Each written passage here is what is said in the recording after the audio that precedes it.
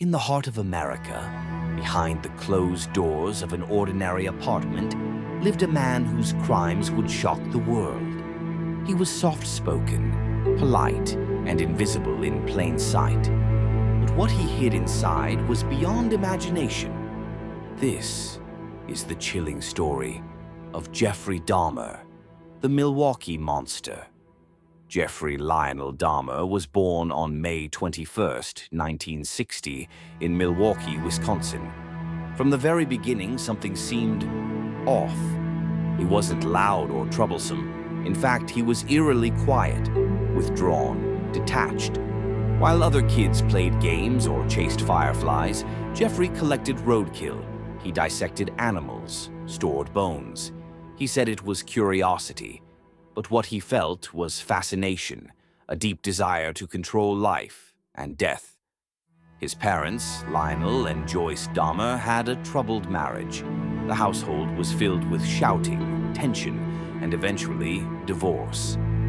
Jeffrey spiraled. By high school, he was already drinking during class, sneaking alcohol into soda bottles, slurring through the halls.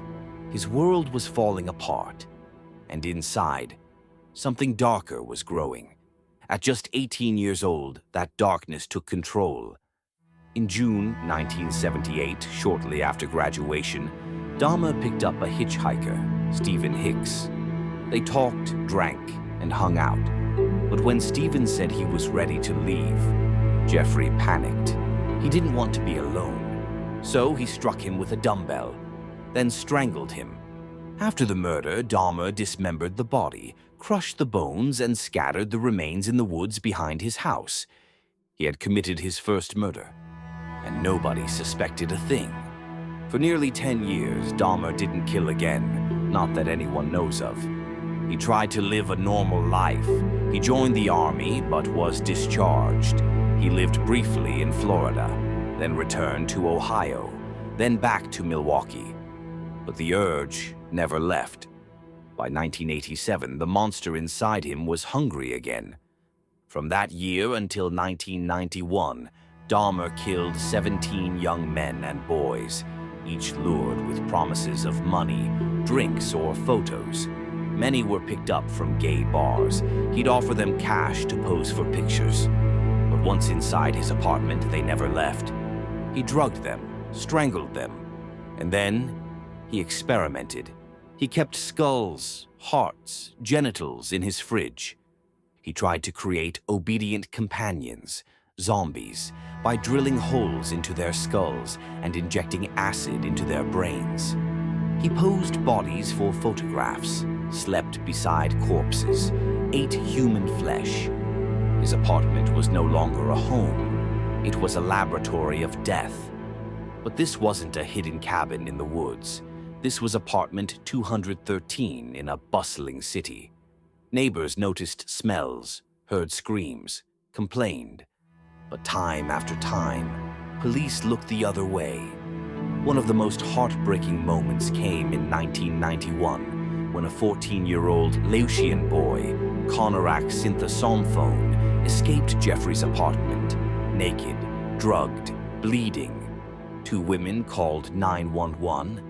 Police arrived and found Jeffrey, calm and confident. He told them it was just a lover's spat, a private matter between 2 men. The officers returned the boy to Jeffrey and left. Within the hour, Conorak was dead. The missed chances were many. The system had failed. But the nightmare finally ended on July 22nd, 1991. Another man, Tracy Edwards, managed to escape Dahmer's apartment. He ran, handcuffed, to the police. When officers entered apartment 213, they found Polaroid photos of dismembered bodies, severed heads in the refrigerator, a barrel filled with acid and human remains. Jeffrey Dahmer was arrested on the spot. He calmly confessed to everything. "I created this horror," he said, "and it only makes sense to end it." In court, Dahmer was tried for 15 murders and sentenced to 957 years in prison. But he would never serve that time. On November 28, 1994, Jeffrey Dahmer was beaten to death in prison by fellow inmate Christopher Scarver, a man who claimed to be carrying out divine justice. Some say it was karma, others mercy. Psychologists were divided. Some saw him as a psychopath, cold and calculating. Others saw a deeply disturbed man, consumed by loneliness, obsession, and the need for control. He didn't kill out of hatred, but out of fear of abandonment. He wanted people to stay. He made them stay, even if they were dead. His story became legend, his name infamous. Books, films, and documentaries retold his crimes. His glasses sold at auction. His apartment building was demolished.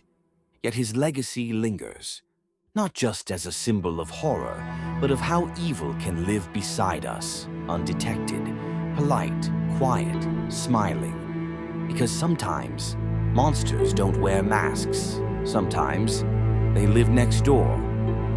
Thank you for watching. If this story fascinated or horrified you, or both, please like, comment, and subscribe for more real-life crime documentaries. Stay aware, stay informed, and above all, stay safe.